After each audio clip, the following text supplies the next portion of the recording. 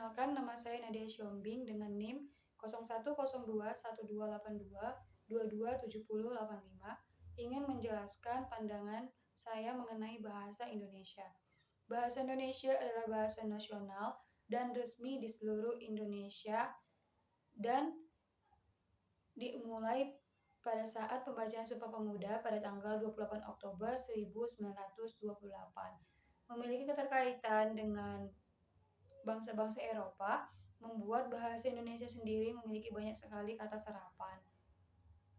Pandangan mengenai bahasa Indonesia sendiri, yaitu bahasa Indonesia itu digunakan untuk berkomunikasi ataupun berinteraksi dengan sesama masyarakat. Indonesia memiliki banyak sekali suku, ras, keragaman budaya, dan bahasa yang membuat bahasa Indonesia itu menjadi pemersatu bangsa Indonesia pada saat ingin berinteraksi terhadap sesama yang memiliki perbedaan. Penggunaan bahasa Indonesia yang baik dan benar di zaman sekarang sungguh memprihatinkan. Kemajuan teknologi yang semakin berkembang memaksa para kaum muda di zaman sekarang kurang memperdulikan penggunaan bahasa Indonesia yang tepat. Anak muda sekarang lebih cenderung menggunakan bahasa atau ungkapan yang sedang ngetren di seluruh dunia. Pengaruh sosial media dapat mempengaruhi aspek fungsi definisi bahasa Indonesia yang tepat. Sepanjang sejarah bahasa Indonesia selalu mengalami perkembangan. Dalam perkembangannya, bahasa Indonesia tidak menampik kenyataan terhadap masuknya bahasa lain. Justru bahasa-bahasa yang masuk itu dapat memperkaya bahasa Indonesia, terutama dari segi pembendaraan kata. Sungguh pun bahasa Indonesia diperkaya oleh bahasa lain, tapi tidak sampai pada struktur bahasa secara keseluruhan. Karena itu, bahasa Indonesia tetap menunjukkan jati dirinya. Kenyataannya memang tidak dapat dipungkiri. Kendati telah ditetapkan aturan baku tentang penggunaan bahasa Indonesia yang baik dan benar atau formal, tetapi tersebut masih diingkari oleh sebagian masyarakat kita. Bahkan gejala merendahkan bahasa Indonesia semakin nyata. Hal ini dapat kita lihat dari perilaku berbahasa masyarakat kita dewasa ini. Sikap bangsa Indonesia terhadap bahasa Indonesia cenderung ambivalen, sehingga terjadi dilematis. Artinya, di satu pihak kita menginginkan bahasa Indonesia menjadi bahasa modern dan dapat mengikuti perkembangan zaman serta mampu merekam ilmu pengetahuan dan teknologi global. Tetapi di pihak lain, kita telah melunturkan identitas dan citra diri itu dengan lebih banyak mengapresiasi bahasa asing sebagai lembaga modern. Atas dasar itu, tidak heran jika para remaja masa kini lebih asyik atau lebih senang menggunakan bahasa asing atau bahasa gaul sebagai bahasa atau bagian hidup mereka saat berinteraksi atau berkomunikasi dengan teman sebayanya. Interaksi global dalam berbagai bidang dewasa ini tidak bisa dihindari. Akibatnya, proses transaksi nilai global dengan sendirinya juga akan terjadi. Pentingnya kesadaran dari diri kita sendiri terhadap penggunaan bahasa Indonesia yang baik dan benar.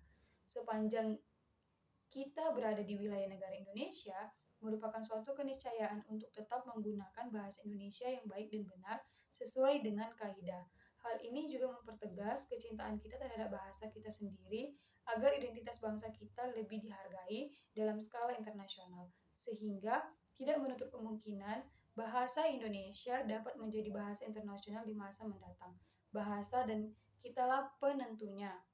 Kasus tadi yang saya sebutkan, maka solusi yang bisa kita dapat atau kita terapkan yaitu tidak menggunakan bahasa asing secara berlebihan. Saat seseorang menggunakan bahasa asing dengan terus-menerus, hal tersebut dapat membuat ia lupa dengan bahasanya sendiri dan tidak membiasakan diri melakukan apapun dengan menggunakan bahasa asing. Sehingga kita harus membiasakan diri kita untuk berinteraksi menggunakan bahasa Indonesia saat melakukan aktivitas dengan teman, keluarga, tetangga, bahkan orang yang tak dikenal sekalipun. Kita harus membiasakan diri dengan menggunakan bahasa Indonesia. Mulai dari sekolah dasar, kita sudah diajarkan untuk berbahasa Indonesia dengan baik dan benar melalui pelajaran bahasa Indonesia di sekolah. Sekolah menengah, SMA, bahkan sampai perguruan tinggi juga masih mengajarkan kita untuk tetap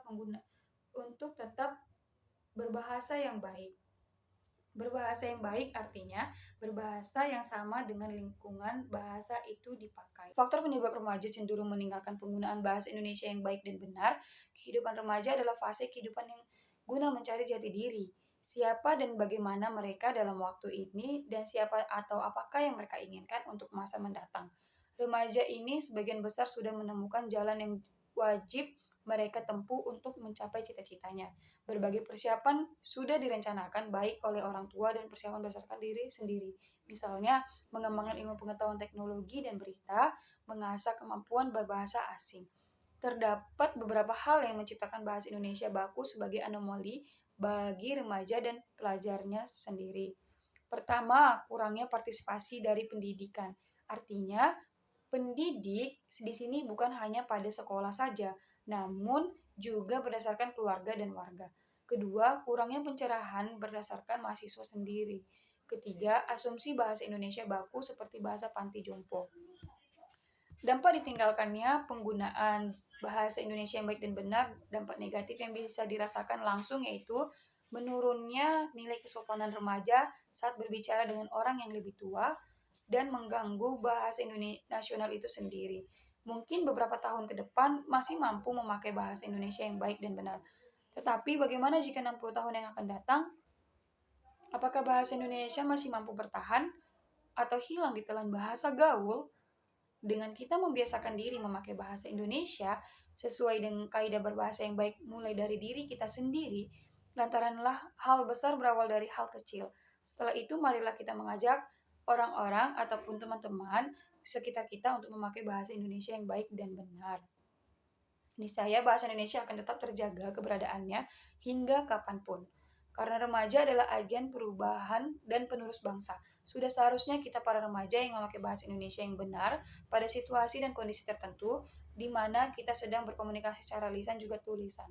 Karena bahasa Indonesia adalah bukti dari kebangsaan bangsa Indonesia dan merupakan alat pemersatu. Beberapa cara yang bisa dilakukan guna mempertahankan bahasa Indonesia yang baik dan benar adalah: satu, para remaja dan anak muda wajib bisa memakai bahasa Indonesia yang baku sama dengan kaidahnya pada kehidupan sehari-hari. Dua, dalam kegiatan resmi, hendaknya kita menggunakan bahasa Indonesia dengan memperhatikan tata bahasanya. Yang ketiga, media-media warga Indonesia seperti media cetak ataupun elektronik wajib memakai tata bahasa Indonesia yang baku untuk menyajikan berita pada warga. Yang keempat, menyadarkan warga Indonesia, terutama para generasi muda, bahwa bahasa Indonesia itu adalah bahasa nasional wajib yang kita gunakan untuk digunakan sehari-hari sebagai bahasa utamanya. Kelima, meningkatkan pembelajaran bahasa Indonesia pada sekolah dan perguruan tinggi.